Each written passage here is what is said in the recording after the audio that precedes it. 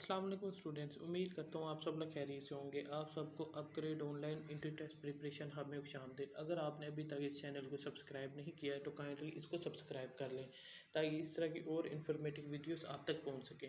तो सबसे पहले माजरत है, मैं काफ़ी अरसे के बाद यूट्यूब पे दोबारा से आ रहा हूँ। उसकी रीज़न्स है, बहुत से स्टूडेंट्स को एडमिशन के बारे में समझ नहीं आ रही।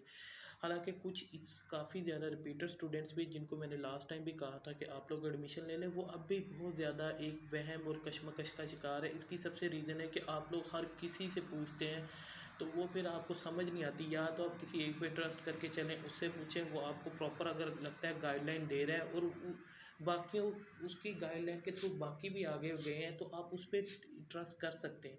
लेकिन अब अगर आप उससे भी लेते हैं, उससे भी मशवरा पूछते हैं, तो इससे आप लोग कन्फ्यूज़ होंगे। खैर, तो बहुत से स्टूडेंट्स हैं, वो कह रहे हैं हमें एडमिशन की समझ नहीं आ रही कि कैसे अप्लाई करना है, कहाँ पे करना है। हालांकि मैंने अपने जितने भी व्हाट्सएप ग्रुप्स हैं, फेसबुक ग्रुप्स हैं, उनमें बार बार फर्दर इंडिविजुअली भी जवाब देता हूँ, लेकिन इंडिविजुअली मैं बहुत ज़्यादा कम देता हूँ। ग्रुप्स में जवाब दे देता हूँ किसी का अगर क्वेश्चन भी इंडिविजुअली आए, ताकि अगर किसी दूसरे को वो क्वेश्चन हो तो उसको भी आंसर मिल जाए। लेकिन इसके बावजूद बहुत से स्टूडेंट्स कहते हैं हमें समझ नहीं आ रही, हम कैसे अप्लाई करें। तो अब से मैं फिर आज से ये यूट्यूब पे वीडियो बनाना शुरू कर दिए। अब मैं इसी तरह ये अपलोड करता रहूँगा, ठीक है। लेकिन जो सबसे ज़्यादा अहम थी वो यूईटी लाहौर के एडमिशन से रिलेटेड थी। बहुत से स्टूडेंट्स पूछ रहे थे कि यूईटी लाहौर में कैसे अप्लाई करना है, वो किस तरह के प्रॉस्पेक्टस लेना है, ये सारा कुछ प्रेफरेंस कैसे सेलेक्ट करनी, जो सबसे ज़्यादा अहम चीज़ है। बहुत से बच्चे ऐसे होते हैं जिनके बहुत अच्छे नंबर होते हैं, लेकिन वो प्रेफरेंस गलत चूज़ कर लेते हैं। ये उनकी पूरी की पूरी मेहनत ज़ाया कर देते हैं और ये सबसे बड़ी गलती यही होती है कि गलत प्रेफ़रेंस देना। और ये होता है कि जो इस तरह के लोगों जिनको पता ही कुछ नहीं होता, ठीक है, बस वो कहते हैं कि मैंने अगर इससे मैट्रिक की है, इस टीचर से मैंने एफएससी की है तो इसको सब कुछ पता है। तो ऐसा नहीं, उनको बस वो वहाँ तक अकेडमी कुएँ के मेंढक की तरह वो वहाँ तक ही महदूद होते हैं। तो इसलिए आप लोगों ने प्रेफ़रेंस अपने लिए करना है, अपने फ्यूचर सिक्योर के लिए करना है, तो प्रेफ़रेंस बहुत ज़्यादा अहम है। आज मैं आपको इसी वीडियो में यही बताऊँगा कि कैसे प्रेफ़रेंस सेलेक्ट करनी। दूसरा एक अहम चीज़ यही है, बहुत से स्टूडेंट्स के पास जिस तरह है कि वो उनके पास लैपटॉप्स कंप्यूटर्स नहीं है तो वो मोबाइल हैं, तो वो बहुत से स्टूडेंट्स को मोबाइल में परेशानी होती है कैसे अप्लाई करना है। अब से मैं जितनी भी वीडियोज़ है वो मोबाइल पे बनाऊँगा कि आप लोगों के पास अगर लैपटॉप कंप्यूटर नहीं है तो आप मोबाइल में कैसे अप्लाई कर सकते हैं। मोबाइल को आप लैपटॉप कंप्यूटर भी बना सकते हैं। तो उसके लिए अगर कुछ वेबसाइट्स ऐसी होती हैं जो कि लैपटॉप और कंप्यूटर तक ही असेस करती हैं, मोबाइल असेस नहीं करती, तो उसका एक मोबाइल में ही हल होता है कि आप अपने मोबाइल की जो है इसको लैपटॉप में कन्वर्ट कर सकते हैं। तो उसके लिए अब हम देखते हैं कि यूईटी में किस तरह अप्लाई करना है, कैसे आप लोग ऑनलाइन घर बैठे प्रॉस्पेक्टस खरीद सकते हैं और प्रेफरेंस कैसे सेलेक्ट करने हैं, इस वीडियो में देखते हैं। तो सबसे पहले आपने आना है गूगल करना है, गूगल पे यूईटी ऑनलाइन रजिस्ट्रेशन या यूईटी एडमिशन लिख लें, आपके सामने वेबसाइट आ जाएगी। आपने सबसे पहले अपने मोबाइल की सेटिंग्स में यहाँ पे जाना है, जो नज़र आ रहा है निशान 3 डॉट है, यहाँ पे आके आपने क्या करना है, यहाँ पे आके ये देखिए सबसे नीचे जो है ये वाला ऑप्शन जो है, ये वाला जहाँ पे लिखा हुआ है डेस्कटॉप साइट, ये डेस्कटॉप साइट है, इसको आप इस पे क्लिक कर देना है। अब ये जैसे आप इस पे क्लिक करेंगे आपका मोबाइल जो है लैपटॉप वाले फंक्शन परफॉर्म करना शुरू कर देगा।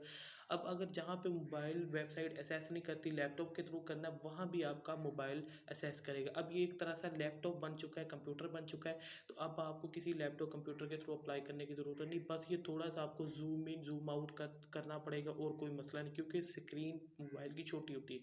अब आपने क्या करना है, यूईटी एडमिशन पोर्टल इसको क्लिक करना है। तो जैसे आप इस पर क्लिक करेंगे, ये ठीक है थोड़ा सा टाइम लगेगा, क्यों, तो ये आपके सामने इसका डिस्प्ले आ जाएगा। डिस्प्ले आने के बाद सबसे पहले आप लोगों के पास दो ऑप्शन है। पहले तो यूटी में पिछले चंद सालों से वही अप्लाई कर सकते थे जिन्होंने ई कैट दिया था, लेकिन इस दफ़ा वो स्टूडेंट्स भी अप्लाई कर सकते हैं जिन्होंने ई कैट नहीं दिया है। तो ये एक बहुत ज़्यादा अच्छी बात है। और दूसरे नंबर पे मेडिकल के स्टूडेंट्स पहले सिर्फ बायोमेडिकल के लिए अप्लाई कर सकते थे, केमिस्ट्री के लिए। अब मेडिकल के स्टूडेंट्स भी बगैर ई कैट दिए इसमें बायोमेडिकल के लिए ई कैट लाजमी है, बाकी बगैर ई कैट दिए मेडिकल के स्टूडेंट्स केमिस्ट्री, पीबीए और फूड साइंस एंड टेक्नोलॉजी बहुत अच्छी फील्ड है मेडिकल के स्टूडेंट्स के लिए। बहुत से मेडिकल के स्टूडेंट्स को पता नहीं, इसकी बहुत ज़्यादा जॉब्स आती हैं, क्योंकि एक फूड अथॉरिटी है। इसमें मैं अलग टॉपिक पे बात कर लूँगा, लेकिन ये बहुत अच्छी फील्ड है मेडिकल के स्टूडेंट्स इसको लाजमी सजेस्ट करें, ठीक है, इसको सिलेक्ट करें, मैं उनको सजेस्ट करूँगा। अब आपने क्या करना है कि सबसे पहले अगर आपने एंट्री टेस्ट दिया या नहीं दिया, आपने उस चीज़ को नहीं देखना है। सबसे पहले आपने क्या है, अपना ऑनलाइन टोकन परचेज करना है, ठीक है। आपने क्या है, प्रोस्पेक्टस के लिए दो ऑप्शन है, या तो आप यूईटी के किसी, अगर आपके घर के करीब पड़ती है एचबीएल की जो यूईटी ने लिस्ट दी है कुछ ब्रांचेस की जहाँ से आप प्रोस्पेक्टस ले सकते हैं, तो वहाँ पे आपने जाके उस प्रोस्पेक्टस को क्या है, बाय कर लेना है, ठीक है। जिन जहाँ से वो आप टोकन ले ठीक है, वही सेम टू सेम वही होगी, आप वहाँ से जाके उसको बाय कर लेंगे, ठीक है।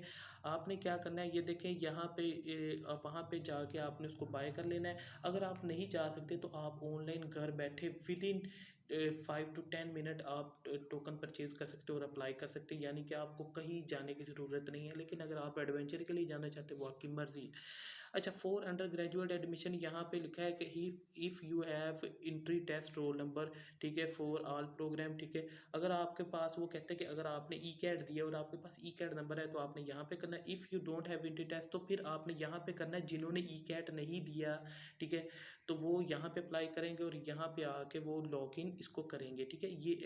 ये उसके बाद की चीज़ है। सबसे पहले आपने क्या करना है, टोकन खरीदना है, ठीक है। ये यहाँ पे लगे no need to visit bank और यूनिवर्सिटी फॉर टोकन, आपको कहीं जाने नहीं, आप घर बैठे ही परचेज ऑनलाइन कर सकते हैं। तो यहाँ पे आपने क्लिक करना है, सिंपल। आप यहाँ पे क्लिक करेंगे तो ये आपके सामने ये वाला ऑप्शन आ जाएगा, ठीक है। सॉरी, ये उसके बाद ये अंडर ग्रेजुएट प्रोग्राम है, ये यहाँ पे कंप्लीट शो नहीं कर रहा इस चीज़ को। चले मैं इसको लैपटॉप मोड से मोबाइल मोड में कर देता हूँ, ठीक है। तो ये देखें, ये अब मोबाइल मोड में हो गया, क्योंकि यूईटी की जो वेबसाइट है यहाँ पे आप असेस ले सकते हैं इजीली, ठीक है। उसके लिए आप वो जो शो नहीं कर रहा था तो उसको आप स्क्रॉल कर सकते हैं, ठीक है। मोबाइल को लैंडस्केप जो है मॉडरेट मोड में कर ले तो वो आपको पूरा शो हो जाना था। वो था कि जहाँ पे सिर्फ लैपटॉप वगैरह के थ्रू अप्लाई कर सकते हो, तो आप अपने मोबाइल को लैपटॉप में कन्वर्ट कर सकते हैं। तो ये मैंने उसके लिए बताया। आपने यहाँ परचेज ऑनलाइन टोकन पे आना है, ठीक है। यहाँ पे आपको कहीं जाने की ज़रूरत नहीं, आपने जस्ट ये परचेज ऑनलाइन टोकन पे क्लिक करना है। अब यहाँ पे ऑनलाइन सबसे पहले आपने अपना CNIC लिखना है, नेम लिखना है, ठीक है, और इंटर कोड। जैसे मैं कोई एक फ़र्ज़ी CNIC दे देता हूँ जैसे उसने दिया है, ठीक है, ये कोई फ़र्ज़ी है, ठीक है। और ये 13 डिजिट का होना चाहिए, 4 और 4 8, ये 9, ये 10 11 12 और 30, ये पूरा हो गया, ठीक है। और इसके बाद नाम यहाँ पे लिख देता हूँ मैं, ठीक है। और इसके बाद आपने ये कोड इसमें दर्ज करना है, ठीक है, जो सेम टू सेम होता है, सही है। और ये आपने यहाँ पे दर्ज इसको कर दिया है, ठीक है, सेम टू सेम। और यहाँ से आपने क्या करना है, जनरेट चालान कर लेना है, ठीक है। तो यहाँ से आप जनरेट चालान करेंगे।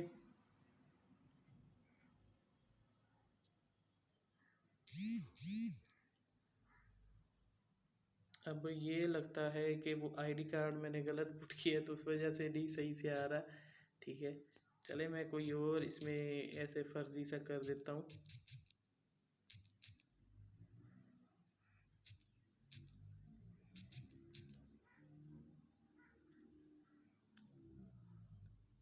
अच्छा, अब ये इस पे कोड दोबारा दूंगा मैं। एल वीडियो थोड़ी सी लंबी ज़रूर होगी लेकिन इसमें आपका फ़ायदा है। मैं कोई फर्दर सेपरेट कोई रेटिंग व्यूज़ बढ़ाने के लिए वीडियो नहीं बनाऊंगा। ये तो हुआ था चलान ओपन, ठीक है। तो ये जनरेट चलान, ये वो पहले भी डाउनलोड हो गया था, सॉरी, ठीक है, पहले भी डाउनलोड हो चुका था लेकिन उस वक्त वो शो नहीं हुआ, ठीक है। तो ये यहाँ से आके आपके पास चलान आ गया, ये बिल्कुल वैसे ही जैसे अगर आपने पहले अप्लाई। इसके लिए आपके पास HBL की ऐप का होना ज़रूरी है। अगर आपके पास HBL की ऐप है तो आप इसके लिए दो तरीक़ों से अप्लाई कर सकते हैं। एक HBL कनेक्ट ऐप है, ठीक है, वो उसके थ्रू। दूसरा आप HBL की ऐप के थ्रू, किसी के पास, आपके किसी दोस्त वगैरह किसी के पास भी है तो आपने जस्ट उसे कहना है कि मैंने यूईटी का अप्लाई करना है, तो उसके पास HBL, ये उसी की होती है जिसके HBL का अकाउंट बना हो। तो हबीब बैंक की आपने ऐप पे जाना है, ऐप पर जाके, या कनेक्ट है कोई भी है तो आपने यहाँ पे प्रोसेस लिखा है वो लॉगिन करेंगे। उसके बाद वहाँ पे एक ऑप्शन होता है मोर का, मोर के ऑप्शन में जाना है। ये कनेक्ट ऐप भी है, वहाँ पे एजुकेशन का होगा ये ऑप्शन, इसी तरह सेम टू सेम यही प्रोसेस फॉलो करना है। उसके बाद वहाँ पे बिल पेमेंट कैटेगरी होगी, वहाँ पे एजुकेशन सेलेक्ट करना है। उसके बाद वहाँ पे आपको बहुत सी यूनिवर्सिटीज़ के नाम शो होंगे तो आपने यूटी लाहौर को सिलेक्ट करना है और अपना ये वाला चलान नंबर, ये जो ऊपर मेंशन है चलान नंबर लिखा हुआ है 882268, ये वाला, ठीक है। ये वाला चालान नंबर आपने उसमें पुट कर देना, और याद रखें कि ये वाला चालान नंबर आपने किसी से शेयर नहीं करना, ठीक है। अब सिर्फ आपको पता है, जब तक आप अप्लाई नहीं कर लेते तब तक किसी से शेयर नहीं करना, ठीक है। उसके बाद चालान नंबर टाइप करना, आपको फिर आपको अपना नाम नज़र आ जाएगा, क्योंकि आपने स्टार्ट में वो अपना नेम लिखा था वहाँ पे और आईडी कार्ड, तो वो आपकी एक निशानी के लिए कि आपका ही है। तो अगर आपको अपना नाम से वेरीफाई कर लेना है, तो आपने उसके बाद वहाँ से जो फ़ीस है इसकी वो पे कर देनी है, ठीक है। जो वहाँ पे मौजूद होगी वो उतनी फ़ीस आपको बता देगा, आपने उसको पे कर देनी है, तो आपका ये वाला नंबर एक्टिव हो जाएगा। फिर उसके बाद आप क्या है अप्लाई कर सकते हैं, ठीक है। उसके बाद आपने क्या करना है, फिर उसी पे आ जाना है, यहाँ पे जहाँ पे लिखा था, यहाँ पे आ जाना है जहाँ पे फॉर अंडर ग्रेजुएट एडमिशन। तो अब यहाँ पे जिन्होंने एंट्री टेस्ट दिया है वो ऊपर वाले ब्लू ऑप्शन क्लिक करें, if you have entry test roll number, यहाँ पे क्लिक करेंगे। जो दूसरे हैं, ठीक है, जिन्होंने एंट्री टेस्ट नहीं दिया वो ये रेड वाले option click, if you don't have entry test roll number, तो यहाँ पे क्लिक करना है, ठीक है। अब यहाँ पे कोई क्लिक करेंगे तो उसके बाद आपके सामने फॉर्म आ जाएगा, फॉर्म आ जाएगा। ये देखें यहाँ पे जो है न्यू प्रोग्राम उन्होंने कहा लॉन्च किया है, environmental sciences main campus Lahore में हो चुका है, पहले के कैंपस में था। अब जितने भी जो प्रोग्राम लॉन्च हो रहे हैं वो के कैंपस, क्योंकि के कैंपस अब कोई सब कैंपस नहीं है बल्कि इसका एडिशनल कैंपस है, न्यू कैंपस उसे कहते हैं, ठीक है। और वहाँ पे ही फूड साइंस भी लॉन्च हो चुकी है, ठीक है, नई फील्ड है। और बायोमेडिकल भी सिर्फ उधर ही है या नारोवाल में है, ठीक है। अब आपने क्या है प्रेफरेंस कैसे सिलेक्ट करनी है, जो सबसे अहम चीज़ है प्रेफरेंस सेलेक्ट का, ठीक है। यहाँ से आपने सबसे पहले टोकन लिया, टोकन लेने के बाद आपने यहाँ पे आके अगर आपने एंट्री टेस्ट दिया है तो ब्लू ऑप्शन, अगर नहीं दिया तो रेड ऑप्शन में आके आपने क्या करना है, यहाँ पे आपसे वो सिंपल चीज़ें पूछेगा, आपका नाम वगैरह, आपका पता वगैरह, ये चीज़ें पूछेगा, ठीक है। आपने ये सारा कुछ वहाँ पे लिख दिया। अब वो प्रेफरेंस है, इसमें यूईटी की एक मज़े की बात है, आप चाहें सारी की सारी फील्ड सेलेक्ट करें, आपको कोई इजाफी फ़ीस नहीं है। आपने जो एक दफ़ा फ़ीस टोकन के थ्रू पे कर दी है 1400 की, वही आपकी फ़ीस है। आप उसके लिए बेशक एक फ़ील्ड सेलेक्ट करें या आप सारी की सारी फील्ड सेलेक्ट कर सकते हैं। तो यूईटी कोई एक्स्ट्रा फील्ड के सेलेक्ट करने पे चार्जेस नहीं लेती। एक और चीज़ इसमें कैटेगरीज़ हैं, ठीक है। आपने कैटेगरीज़ का ख्याल रखना है। जो कैटेगरी है, ए कैटेगरी जो है वो ओपन मेरिट के लिए होती है, ठीक है। और जो उसके अलावा A2 कैटेगरी जो प्राइवेट कैंडिडेट्स है, जो इसी हिसाब आई कैटेगरी है, ठीक है। वो कैटेगरी की सारी लिस्ट यहाँ पे मौजूद होती है, वो आप लोग वहाँ पे नीचे ऑप्शन मौजूद होता है, वहाँ पे जाके सिलेक्ट कर सकते हैं, ठीक है। अच्छा, आपने क्या करना है, सबसे पहले आपने प्रेफ़रेंस सेलेक्ट करनी है। मसलन कि प्रेफ़रेंस इस तरह सेलेक्ट करनी है, अगर कोई बंदा कहता है कि मेरा जो इंटरेस्ट है बायोमेडिकल इंजीनियरिंग में है। अब बायोमेडिकल इंजीनियरिंग जो करना चाहता है इसमें, अच्छा, बायोमेडिकल इंजीनियरिंग में मेडिकल और नॉन मेडिकल के स्टूडेंट्स भी अप्लाई कर सकते हैं, दोनों का 50-50% कोटा है। 50% सीट्स है मेडिकल के लिए, 50% नॉन मेडिकल के लिए। मेडिकल के स्टूडेंट्स बायोमेडिकल इंजीनियरिंग, अगर उसके लिए ई कैट होना ज़रूरी है, ठीक है। Food science, chemistry, physics, BBA, इन फील्ड्स में मेडिकल के स्टूडेंट्स बगैर एंट्री टेस्ट के अप्लाई कर सकते हैं, सिवाय बायोमेडिकल इंजीनियरिंग के लिए उसके लिए एंट्री टेस्ट दिया होना ज़रूरी है, ई कैट, ठीक है। और बाकी फील्ड्स के लिए जो मैंने बताई है उसके लिए नहीं ज़रूरी, तो इसलिए मेडिकल के स्टूडेंट्स भी अप्लाई कर सकते हैं। अब यहाँ पे प्रेफरेंस कैसे सेलेक्ट करनी, लेट्स सपोज आपके जो बायोमेडिकल इंजीनियरिंग में अप्लाई करना चाहते हैं, बायोमेडिकल इंजीनियरिंग के लिए आपके पास कम से कम 1950 के करीब नंबर होने चाहिए, ठीक है। और इसके अलावा इतने आपके पास नंबर होने चाहिए, और इसके अलावा और क्या होना चाहिए आपके पास, जो एंट्री टेस्ट है वो 200 टू 250 से अबव नंबर होने चाहिए। मतलब कि जो आपका टोटल एग्रीगेट है ना, वो टोटल आपके पास आपका जो एग्रीगेट होना चाहिए वो जो मेडिकल के स्टूडेंट्स हैं उनका 80 के करीब करीब होना चाहिए, और जो नॉन मेडिकल के स्टूडेंट्स हैं उनका 70 के करीब होना चाहिए एग्रीगेट। अब ये इतना एग्रीगेट आप लोगों को चाहिए होता है। आपने सबसे पहले क्या करना है, उन फील्ड्स को ऊपर रखना है जिनमें आपको लगता है कि मेरे चांसेस 10% है, जो टॉप मेरिट की फील्ड है, जिस तरह बायोमेडिकल होगी, ठीक है, और मैकेनिकल इंजीनियरिंग होगी, केमिकल होगी, ठीक है। इसी तरह दूसरी जहाँ पे आपको लगता है कि मेरा मतलब कि चांस बहुत ज़्यादा कम है, ठीक है। बिल्कुल नहीं, मतलब थोड़ी बहुत उम्मीद हो कि अगर मेरिट कोई लास्ट लिस्टों में मेरा नाम हो, उसको टॉप पर रखना है, ठीक है, जो हाई मेरिट की फील्ड है।